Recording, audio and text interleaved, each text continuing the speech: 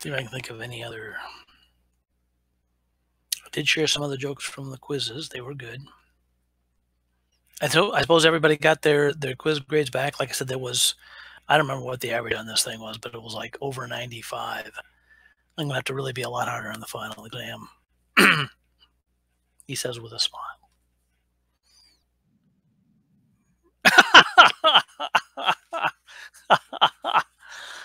Well, I probably will be just a titch tougher. I was a little kind of too easy on you guys for the quiz, but it won't be too much harder. Actually, that's the other thing to talk about too, is the an extra credit sort of kind of function. So I think maybe we just, I'm probably not going to leave a bonus question, but I'll leave that extra 5% if anybody wants to try and do that for the final exam. That would be fine with me. Well, let's see, for the midterm, we had a situation where you could, let's see, you guys are writing, what were you writing code for? You're writing code for the first half of the class? Okay, NASM, that's it. And you're right, that's hence the difference between that and the one we have for the NASM. You guys are writing some code to try and prove something, right? To pick something to choose. I think we'll do that. We'll pick a new one. Just do the same round. Go back to the wellhead twice. If you want to try it's got to be something different from what you did the first time around, but you want to try and do some more playing around with NASM to get an extra 5% on the final. We'll do it the same way we did it with the previous one. Except in this case, of course, obviously you're not going to be like bringing the paper in and stapling it. You're going to just be attaching it as an additional thing on the files that you turn in, the results you turn in from the final exam. Okay, we'll talk a little bit. We'll talk a little bit more about the final at the end of the lecture, and then we'll see how badly we need to have actually that last class on Wednesday, last class on Wednesday. So, you mean the extra credit or the? Yep. I think the reason that I do it so much more is that it's really an important skill for you guys to have. You're going to get to a point you're going to look at something and you're going to say, wait a minute, does this work this way or that way? Whether it's in a chunk of code or if it's in something that you're putting almost nothing is schematic entry anymore, unfortunately. Well, fortunately or unfortunately, I guess is judged by the people who do it, but very little is schematic entry these days. Most of it's VHDL or Verilog. But still, you're going to look at a chunk of code and you're going to say, is this going to produce this or that? You need to try a little experiment to try it out and see if it's working the way you expect it to work. And the skill of being able to look at something and say, okay, I think it works A, I'm trying to decide if it works A or B, and then doing something to prove whether it does A or B the way you think it does is a very good skill to have. And I think it's going to be very apropos. All right. All right. So let's, I've got 5:31. I'm going to jump in here and see what we can do with the lecture here today. I will confess up front, I understand the basic kind of concept of memory paging. I understand the basic concepts of virtual memory, and that's something I know that you guys have all been struggling with. So let me backtrack for just a minute and speak to virtual memory in the general kind of concepts, and then we'll push in a little bit more on the specifics we have with the 386. With the 8086 and so forth, the virtual memory was a bit more elaborate. And to be honest with you, I think the 386 kind of, as much as there's more stuff here and more things that you're looking at this first page and going, that doesn't look simpler to me. We're going to unpack that a little bit more, I think, and try and hopefully help it look a little simpler to you. So we'll kind of work with these things. These are registers. These are not chunks of memory that go floating around somewhere. These are registers that the 386 provides to help the processor, to help the virtual memory unit work with things. I want to talk about those in just a minute. But the basic idea is this. If we talked in the past about how many address bits you need to get X amount of memory, right? So we'll look to see how good you guys are today. If I have the 20 address bits that I have on the old 8086 machine, how much memory can I, well, how many memory addresses can I access with 20 address bits? So we're looking for somebody to put a number up for me. Andrew's got it exactly right. 1 meg. 2 to the 20th is 1 million, 1 meg. 1,048,000 and some change, right? All right. So just to see how good you guys are, what if I had, say, maybe, oh, let's try this one. What if I have 32 bits, twice as many? How much memory space do I have to access? 4G. Andrew, you're on top of it, my friend. 4G, 4 gigabytes of memory locations. And I'm not even going to, you are, Andrew, you are. All right, so the bottom line is, though, and I'm not going to try to ask you to do 64, but let's try one other number just for grins. What if I have half of that? That going to work? Yeah, what if I have 48 bits of address space? There, now that's going to get you guys on this one for a minute or two.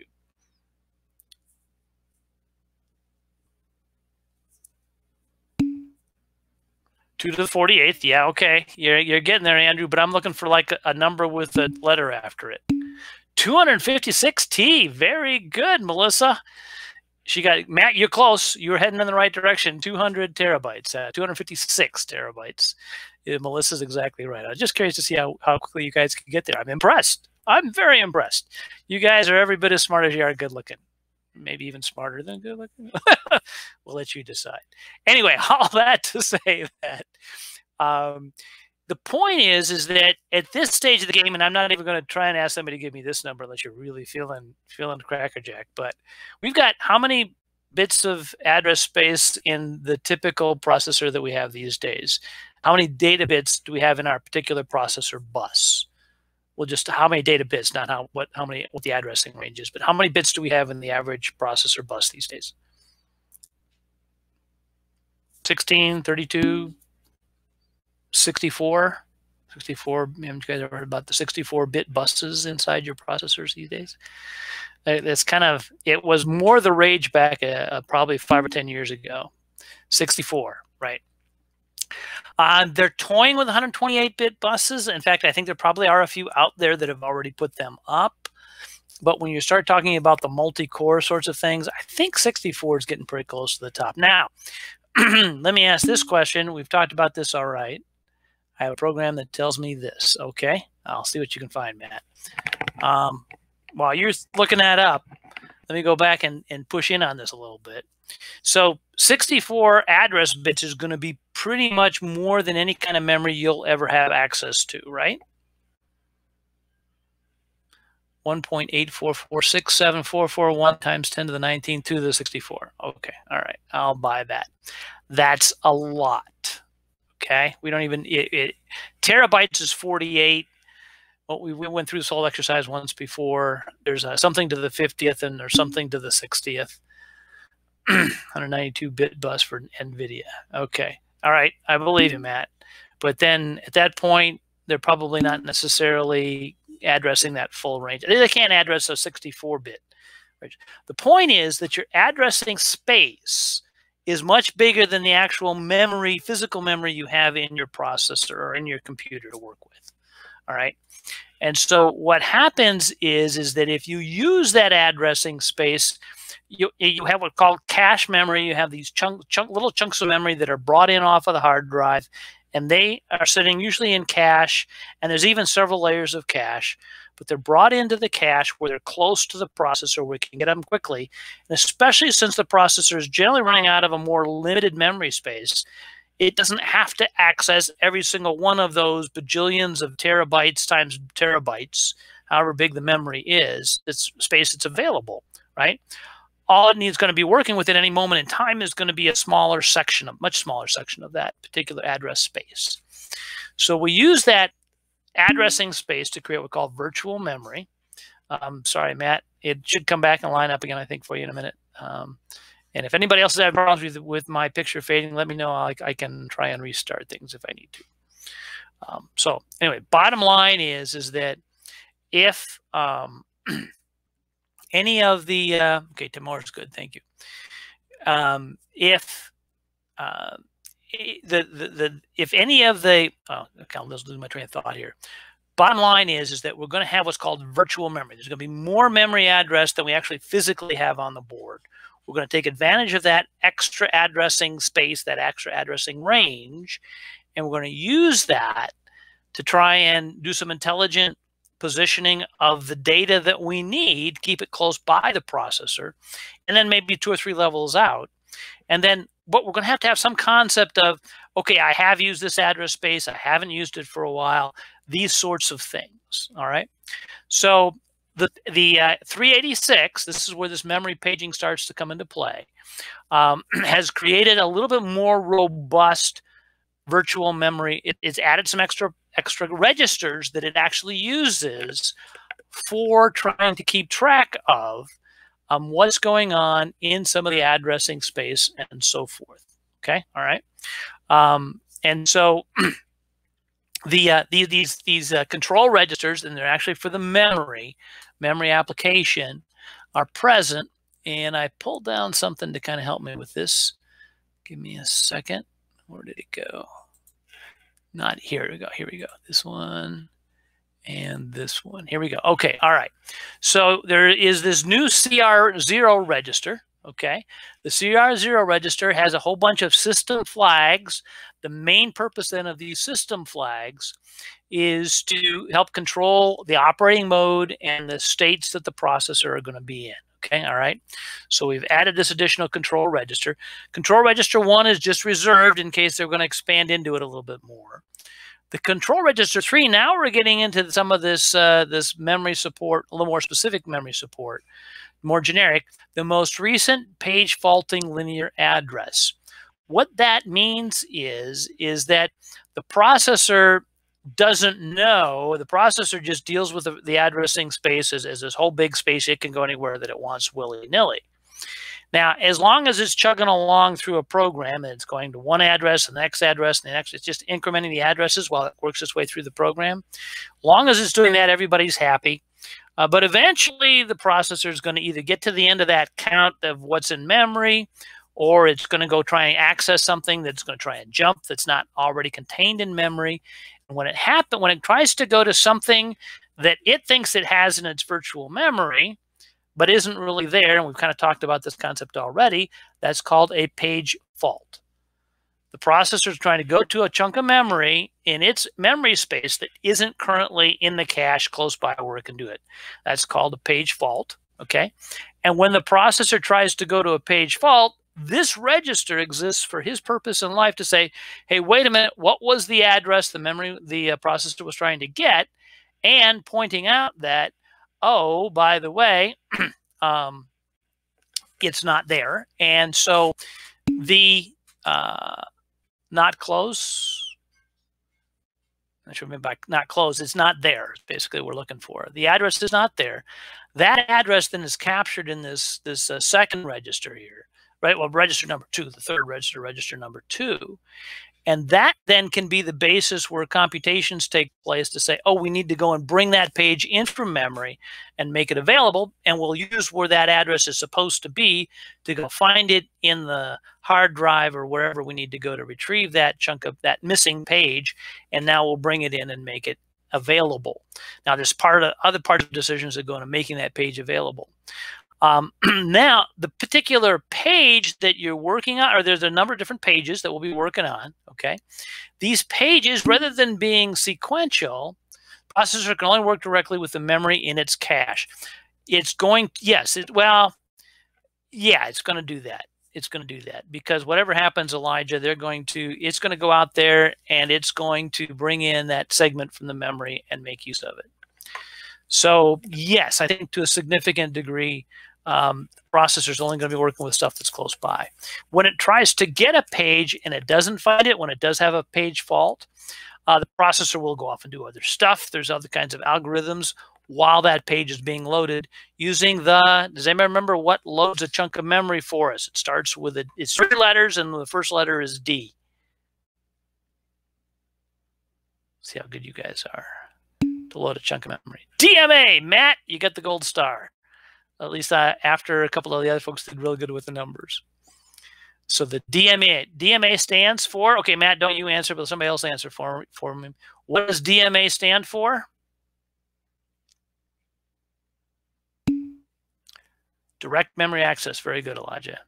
Yeah, I think that's it. So what happens is that the processor says, okay, I want a chunk of memory that starts in location A, and I want it to be X length up to a certain number, and then or memory B, location B, and then the DMA goes to work pulling all that memory in from the location to make it available to the processor. All right, so Doc Munchies and acknowledge. Fair enough, Andrew. I'll go with that. There's probably some other letters you can do. Actually, what they do is they do the algorithms. You can look them up online, so they're all going to be there. All right, so CR3 then has the big chunk of stuff that we're looking for, the page directory base address. Okay, and we're going to actually look at that here, I think, a little bit in the next couple of slides. And again, we've got some additional then supporting bits that help us as it helps the processor as it's going along and doing its job for its memory addressing. All right, so rolling on here now to the next page. I got circling on. So we got these additional bits then for the actual memory addressing. All right, so their paging system operates in both real and protected mode. Okay, and especially by the protected mode, there are special built-in sorts of things that try and help keep the memory from becoming corrupted and does these sorts of kinds of things. How many clock cycles are we talking before that page shows up? Generally, they make it available pretty fast, Matt. It's going to try and start at wherever that memory location, address location was. Usually, it's hopefully fairly low in the page, but it can get there pretty fast. It'll load it as quickly as it can and get back into it. Again, I'm not sure I know it can answer the question. You're probably talking more like 100 cycles rather than 10 or 2. Although there are some different tricks that they play to try and get it there quicker. Again, I don't know a lot about this, so I'm kind of getting a little bit vague on this myself. So anyway, bottom line is we're going to skip down here to CR3. CR3 contains the page directory physical base address. The value in this register is one of the few physical addresses you can refer to in a running system. The page directory can reside at any 4K boundary, since the low order 12 bits of the address are set to 0. So your range is always going to start with all zeros, the page directory. And again, notice that these are 4K chunks. These were probably considered a reasonable cache size back in the day. Page directory, I think 4K is still pretty much a common number, I believe, going on for the rest of these days. Page directory contains 1,024 directory entries of 4 bytes each. Okay, all right. And then, which would make sense for 4K worth of memory, right? Each page directory entry addresses a page table that contain up to 1,024 entries. So how does all that look? All right, so at this point then, we're going to roll on ahead. When we get to the particular thing we're looking up in our page, memory paging, okay, we're going to find 2 main elements that are going to be there, okay? There's the linear or the virtual address. This is what we're going to use to put together the location that we're going to go and find that particular memory value at, okay? Let's see here. Apologies. A CR3, an actual register that you can access in assembly. It's an actual register. I don't believe you can get to it in assembly, although I don't know for sure. A lot of the registers are available in assembly, but some of them are not. They're just simply used to support the function of the processor, and they're just kind of there. Sounds like a challenge. Interesting point, man. Interesting point. All right. So we got 2 main pieces we're working with here. Here's the big thing. The page directory or page table entry is going to hold this physical address, okay, but it's not going to use the full range of that to hold the physical address. It's only going to use the top 20 bits, all right? But then the bottom bits, a few of them are kind of reserved, nothing else. But here's the cool thing about all of this. You've got this bottom set of bits that apply to each page directory or page table entry that gives you some information about that particular little chunk, 4K chunk of memory. Okay, all right. One question is it present? When we're talking about whether it's present or not, I kind of help jog my memory here a little bit, but I'm gonna look at my little reference. All right. So present means, now it's possible if you're, especially if you're still starting out, it's possible that this particular chunk of memory may have already been swapped out. It might not be even present yet in the memory. Okay. So the processor can go to that. That's one of the ways you find a page fault. You'd say, okay, I need to go to this particular page. If it's even present in the directory, it maybe has been swapped out. So that address may no longer be present. Okay. The next question is, and this is where your protection stuff comes in, can I write to that particular memory address or not? Okay. There are times when I don't want to allow somebody to write to a particular memory address. So let's say my processor here, I gotta get it over here. So we've got the present bit, we've got the writable bit. So you're gonna run Microsoft, you're gonna run Microsoft Excel, and you double click on the icon. The DMA is going to go out there and it's going to say, oh, I need to put together the Microsoft Excel program. I need to go out into the hard drive. I need to pull that particular program in. I'm going to load it up in multiple different page entries here. Okay. And the thing is that while we're running Microsoft Excel, I don't want you to wreck the program itself that's running while you're running it. All right. So it's going to say you're running the program. You're not going to need to write to change the program in midstream. Some of you might like to, but you're not going to get to. Okay. That particular chunk of memory that it pulled out that's in an operating program, program that's operating, is not going to be allowed to be writable. You're going to be just running the program that's there. You're reading it. Okay. All right. There's a user-defined bit, which most of you users probably will never use. There's a write-through bit, and it's a user page. I'm sorry, what means a user-defined? Actually, this one says a user page. There's a write-through, okay, which basically means, I'm going to double-check this one here. Where is it? I guess I don't have it there. Which bit is this? Write-through. I'm not speculating on this, but by write through, that means when you write to this address, if it is writable, when you write to this address, not only does it write it in the memory that you have, but it pushes on through to the hard drive and writes that particular memory location as well. If you want to disable the cache, you can, and keep the memory. I guess not so much you, but the person that's running this. Here's a couple of key bits. The access bit here, again, let me make sure I've got the arrow in the right spot. The access bit here is a key bit. What that means is that this particular page has been accessed during a certain period of time. Okay, all right. So what the processor uses, what the memory system uses for, is to say, has this chunk of memory been used recently? If it hasn't, then it's probably a better candidate for getting rid of it and bringing another memory page in on top of it. If it has been accessed recently, then you're going to look through your chunks of all your different page directories, and you're going to find out which of these haven't been accessed recently. And then the one that's probably the oldest hasn't been used for a while, is most likely to get thrown away.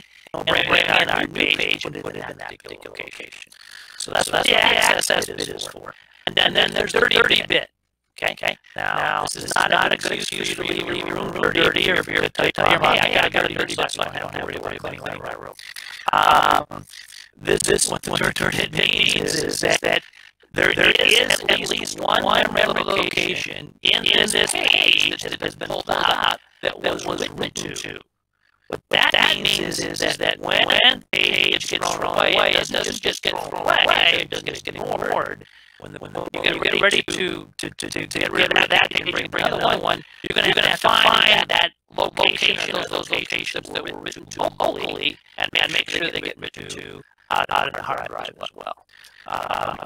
And that's kind of like if you know, you guys are trying to see, you guys have all had this situation when you're typing up a paper and power's out or something, and you guys know, of course, the power's out, whatever you're typing on that moment might be lost or whatever.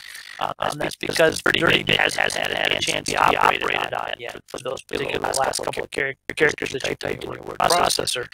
And so that's still in local cache memory. It has been run out to the hard drive. Thank you, Cloud. Yes, absolutely, Andrew. And I got a lot more of that's going on back in the day. Okay, and you guys had a lot easier than I did growing up, and I had to walk up to school both ways in snow that was waist deep, whether it was summer or winter. Anyway, and I lived without fire and wheel until they invented those things. Anyway, you're right, Andrew. Thank you for auto-saving. Now you guys all know, of course, that it goes in and auto-saves every few minutes, or probably even more often than that, whatever you're working on. So it's good stuff. All right, so bottom line is you've got these key bits and then a couple of the key bits to operate onto this. This looks like something that has a really good chance, at least even this particular thing, identifying these what these bits are. My name might show up in the final exam, quite possibly. But I've been focused in on the bits. We also want to talk about the linear virtual address. Notice now we have these 32 bits, okay? Which is more than typically you would have had to be able to access 386. Again, 32 bits is what was considered an ungodly large amount of memory of 4 gig worth of RAM back in the day. And when you were working out of 386, you didn't have 4 gig worth of RAM to work out of. So what we did was we took kind of these ranges and we took a little liberties with them, and we made different elements to help us look up. We actually broke the address up specifically so that we could use it for our paging scheme. Okay, and that now takes us to the next slide here. What we would do is we would take, and I'm going to kind of reference the previous slide here, but the red here now, this is the directory chunk of bits from 31 down to 22. The blue is the page table. Okay, and the green then is the offset, just to kind of remind you guys from the previous slide. So Dr. Patel has put up a hypothetical kind of memory address location that may be sitting here. Okay, all right. So, one, two, three, four. Yep. Okay. All right. So the top 10 address bits, and remember, you're going to have to look at this offset. Okay, you're going to fill in a couple of the things at the top. 31 down to 22. Remember now that's 10 address bits. All right. So you're going to have, and that's why we've got the C, the top end of the 3, or the C and 4 more zeros after it is going to give me a C. So I'm going to have 0, and then the 3, and then the top 2 bits of this one take me down to 10. So it's going to be 0C. Okay. And just for a formula, it's going to multiply it by 4. It's going to add on to a CR3 from the table, and that's going to index us into now where we're at in our directory here. Okay, we're going to find this entry in the directory. We're going to pull that out. We're going to add that then to the page table offset. So this is the directory offset. Here's the page table offset. That's going to identify a number that's going to go then back to the, and remember, these guys are all held in memory. Okay, so these numbers are changing as my different cache elements get pulled in and out. Then this is going to be the offset, like we had before with the offsets. So this says this is the memory slice you're going to pull out. This is where you're going to find your memory page. Okay, and then finally we're going to build our memory page location in our regular memory we're working out of, and then we're going to add the offset into that memory page to find the specific unique address location we're looking for. Okay, all right. So we're going to have a directory. The directory is going to give us give us a function that's going to get added to our table. The table then is going to tell us where to go find the particular address we're looking for. Now, there's a chance that you might open this up and then you go to an offset in that particular memory page and you find out you've gone past the 4K boundary. You're no longer in this 4K page. If that happens, or basically bottom line is if this offset gets too big, we're going to know that we have a page fault, and we're going to have to say, okay, we got to either go to a different page to get what we're looking for that's hopefully still in memory, or we're going to have to find one of those that's got a that's not been active for a while. Take that chunk of memory, put it in, throw it away. If it's a dirty bit, we're going to have to write it back into memory, go get another page and bring it back. All right. So this is this memory addressing kind of concept here that we're talking about. And we're going to do some math to get ourselves into this, where we want to be specifically then again in this particular memory page. All right. So give me one more second here. Get some of this stuff out of the way now. I think I've got all the stuff I'll try and play with. All right. So again, review a couple of key elements again about the memory paging. The page directory is 4K bytes. Each page table is 4K bytes, 1,024 of them. If all 4 gigabytes of memory is paged, the overhead is 4 megabytes. Okay. All right. If we get up to that, even our table itself is going to be pretty big, right? So the current scheme requires 3 accesses to memory. We just got through looking at those. 1 to the directory, 1 to the page table, and finally to the desired stuff that you're getting to. Okay. So how do we speed? Matt, you were talking about how long does all this take? They swap in and out of page. All this stuff takes time. So what they do is they create this transition look-aside buffer. That's used to cache the page directory and page table entries to reduce the number of memory references so that we don't have to do all the math every time, assuming we're still in the same address location. What it's going to do is quickly look at this look-aside buffer and say, have I just done this? If I have, all I need is the offset, and I can go straight where I need to go. That's one of the ways we speed up the process a little bit. Plus, the data cache is used to hold recently accessed memory blocks. So we keep that close to us. The system performance would be extremely bad without these features. If it had to go through all that math every time to compute where every single address, every single location that was in memory, it would take way too long, and you guys wouldn't be happy with your processor. There's much more on this in the operating system class. That's the software class 421. Okay. I think it's still 421. This is from 5 years ago. Anyway, paging and segmentation. These two addresses, translation mechanisms are typically paging and segmentation. The paging and the segmentation is kind of broken into different segments, are typically combined in a particular scheme that we use to access these different things. All right. So the application programmer loads the segment register values as before in real mode, but the values that she puts in them are very different. Okay. Remember, there's the global descriptor table and the local descriptor table. Since knowledge of these is not generally available at compile time, the programmer must use the symbolic names. Okay, I'm getting in way deeper than I'm normally able to get. General segment values are 16-bit tags for address spaces of the program. Whenever a segment register is changed, sanity checks are performed before the descriptor is cached. Okay, that means brought out. The index is checked against the limit. Okay, you want to make sure that you're not going to try and you want to do some sanity checks. That is, do we really need to get this thing? The type of the segment that you're going to be bringing in, whether it's a data segment or you're going to be executing out of this particular segment or whatever. And you're going to double check and make sure if you do have that segment present in memory already, you don't need to go and get it a second time. If none of these things work, then it's going to raise an exception. Or if any of these things are true, then an exception is raised. You're not going to go and try and get the page out of memory. Okay. All right. So we were talking about that. We play all of that in. We're going to stir in one more thing to make things even more confusing. And we started talking to this the other day. And that is, we have what's called the privilege or protection level sorts of kinds of things. So this is the last thing we're going to be talking about today. It says CR3 is valid in assembly, but is special and needs root access. Yes, I suppose that ring 0. Okay. And again, there's different ways you can think of these as privileges. Ring is another term I think I've heard, Matt, that applies to exactly what we're talking about here. And I think we actually did mention this last time when we were talking about this before. The kernel itself has the highest level of protection, all right, and or the lowest protection level number, right, ring 0. That basically means you no messa with him. He stays where he is. You're not going to do anything to him. You're going to keep him. You know, there's nothing that can change this except the programming, the operating system itself. Okay, all right.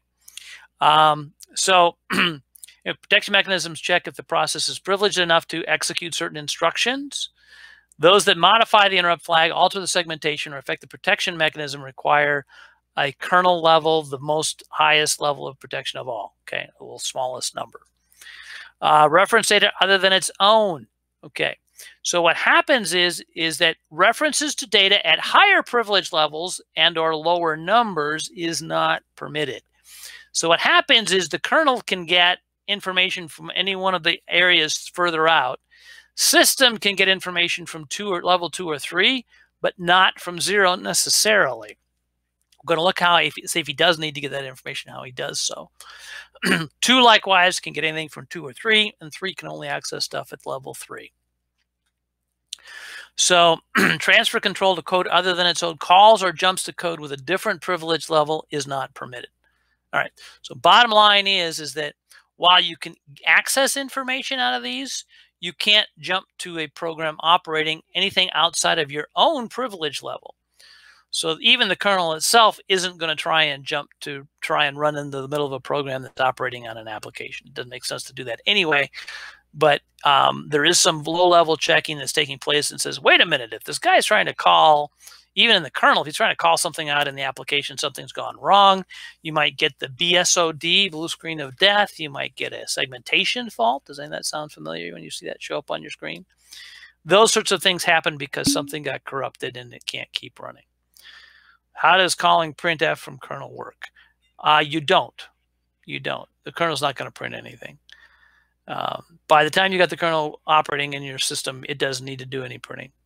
Seg faults, my old enemy. Yes, that's true. All right.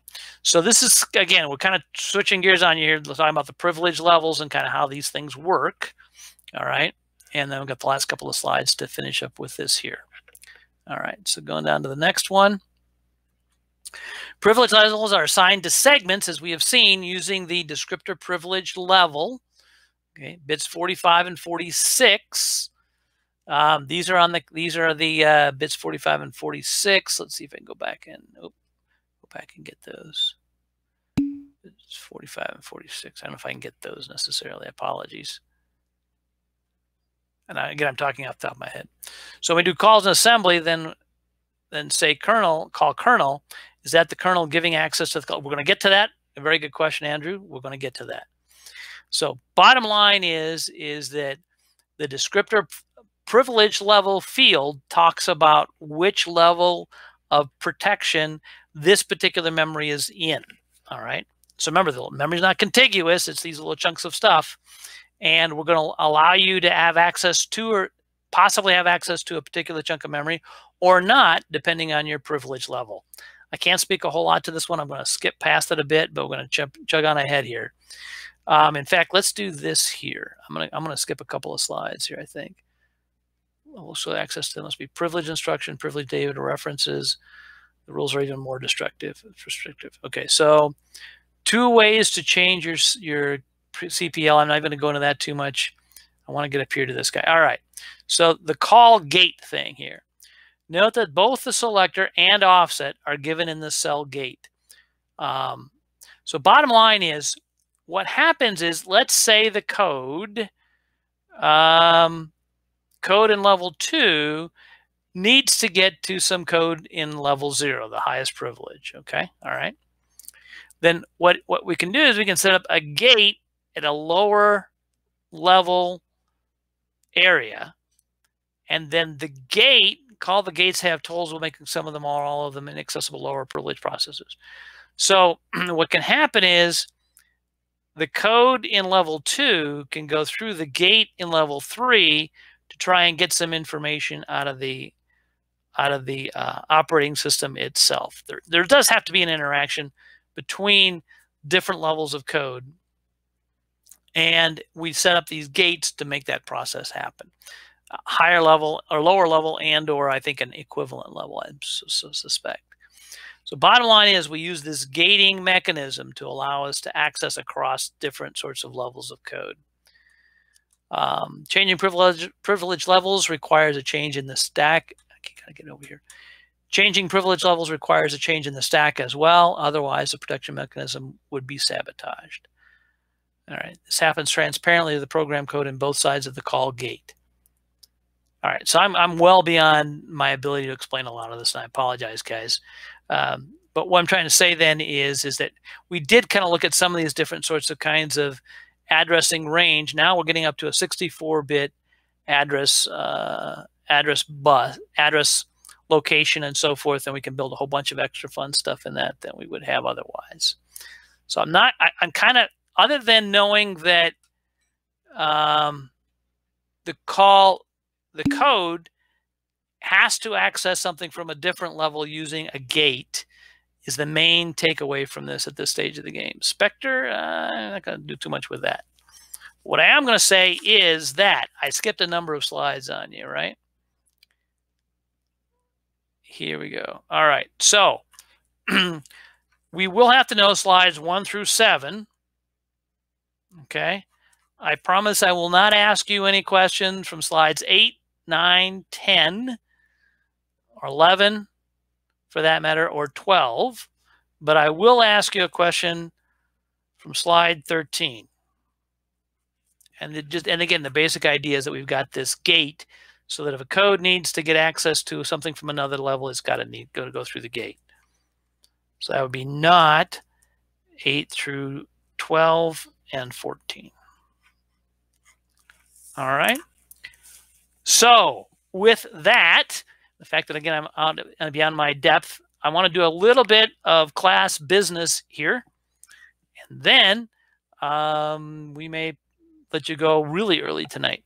All right, so class business. Number 1 is going to be the lab due date. I am going to confer with the TAs. In fact, I'll send out an email tonight, and we'll confer.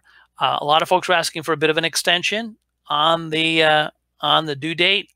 I will probably suggest that we give you through the weekend.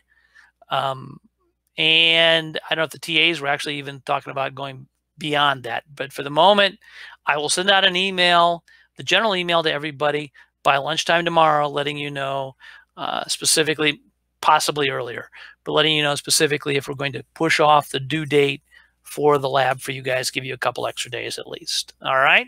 That sound good? I'm looking for yay showing up here in the little whoever gets there fastest with it. Yes. Okay. Good. Yes. Yeah. Okay. Good. I thought you'd start putting. Okay. A heart. Oh, that's even better. All right. We'll take all of those. All right. Good. All right. So I'll double check on all that. We should be able to get there for that. Good. All right. Good emoticons. Good old emoticons. All right. So that's one thing. Item number 2 for the final.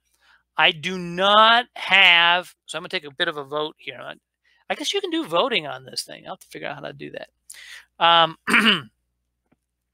The only other thing that we have on the schedule to discuss is Wednesday. We've got catch up and review. All right. So for review, what I'm thinking I'm going to do, catch up, we're already caught up. This is the last slide we have to cover in the class. So we are at the end of covering slides. So we don't have anything to catch up with other than the catch up we've already done through the coronavirus, yada, yada, yada. But what we do have to do is I want to put up, remember how I've given you guys a list of all the slides to pay close attention to. I am going to do that. I'm going to do that, and I'll have that up for the class by Wednesday. So I'll put that up then as I don't know. I'll figure out something. I'll send out the email tomorrow for lunch. I'll do the same thing then about what slides. I'll build up the table and get that out there before then. But when I send out the email tomorrow, I'll tell you where that slide is at so that you can find it yourself. We'll go ahead and show up then for class on Wednesday here online. I'll bring up that table. We'll talk to them and answer some questions. I want to make sure you guys are clear on how to kind of do the addressing range sorts of things. I might try and work on that a little bit more, a different way to explain that. Make sure you guys get your, I think you guys have pretty well been doing some of it already for your class, I think, for your lab. So, but understanding the addressing range, space, and so forth, I think you guys are getting pretty good at this sort of thing. So, but I'll talk a little bit. We'll go back and see if there's any more open questions on that and or the questions we're going to have for the final. Now, one of the things that I was talking about as we were coming, people were arriving, final will have, I think the midterm had 20 questions. The final will have 25. You'll have 2 hours to work the final. You'll have 4 sheets you can bring to the final since it's more pages or more to cover. There will be a question from, at least one question from each quiz, maybe 1 or 2 other ones, maybe 1 or 2 other, maybe 1 or 2 questions even from a given quiz. Let's see, there will be the extra credit option where if you want to do some of that ASM sort of kind of programming, you want to do it like we did for the midterm, that will also be available for the final. There will not be a bonus question on the final, though. On the final, though, there is a chance. I did this last time, and I'll probably do that. I will probably do that this time again, where the one that was a bonus question for the midterm, I may give you a different computation, and that will be a regular required question for you to answer. So make sure and pay attention to that bonus. Go back and review that bonus question from the midterm. That may be and we'll have it has a reasonable chance of being an actual question on the final. Let's see. What else do I want to do? There's the extra credit. 4 sheets. Oh yeah, the early final. The way that's going to work is, and I already explained it, but to say it one more time, I will put the final online, but only for that time period that the early final exam would be during the class period of May the 11th. All right. It will go up. I will have it up there again only for that time. I'll take it back down when that time's over. You will need to take if you want to take the early final, you'll need to take it in that time slot, which means you'll have to have your proctor help you and be available during that time. If your proctor cannot be available during that time, that's fine. I will put the final exam back up again then on May the 18th, the regularly scheduled time frame for the final. It will begin at 5:30 rather than officially at 6.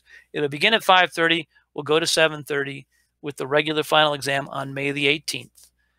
Trying to think anything else to say about all that one. Let me think. And then that will do what I've done in the past. I'll put that up. It'll be up for 48 hours. If your proctor can't make it in that time slot that we have for the regular final, that's fine. Anytime within that 48-hour period, you can do the final. It will come down 48 hours afterwards.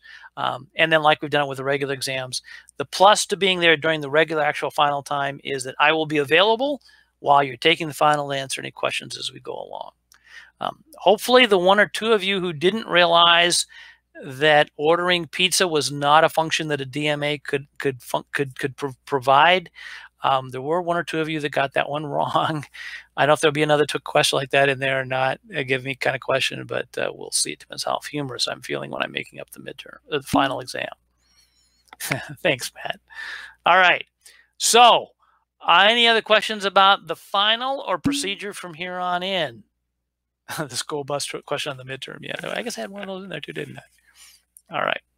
Any other questions on the exams or how things work in class going forward from here? All right. I will put up, like I said, the final review sheet. I will be here to do that with you guys on Wednesday. How will it work for students with extended time on tests? You can go ahead and take that, but then you'll have to do the regular final exam. Go ahead and take the extra time. Again, and I'm not going to be available. I guess it's just kind of the way it is. So, yes. So if you need the extra time, just take the regular final rather than the early final. The early final is on the 11th. Monday the 11th. The regular final is on Monday the 18th of May. Okay, and just to let you guys know, not that it's sacrosanct or anything, but I'm probably not going to be celebrating my 35th wedding anniversary on the 18th, which is the actual day that we got married. We'll probably do it more the following weekend, just in case anybody's curious. So May the 18th will be my 35th wedding anniversary to my beautiful and lovely bride. And it's been a phenomenal 35 years, guys. And that's the honest truth. I could get snide, but it wouldn't. It's not at all fair. She's put up with me for 35 years. I've been a very blessed guy. That's all I can say about that. Anyway, any other questions about the final, the midterm, or the final? Midterm's already gone. The final or anything else? Thank you, Elijah. Thank you. Thank you, Andrew, too. And Matt. Appreciate the thumbs up. All right, guys. Well, I'm all done.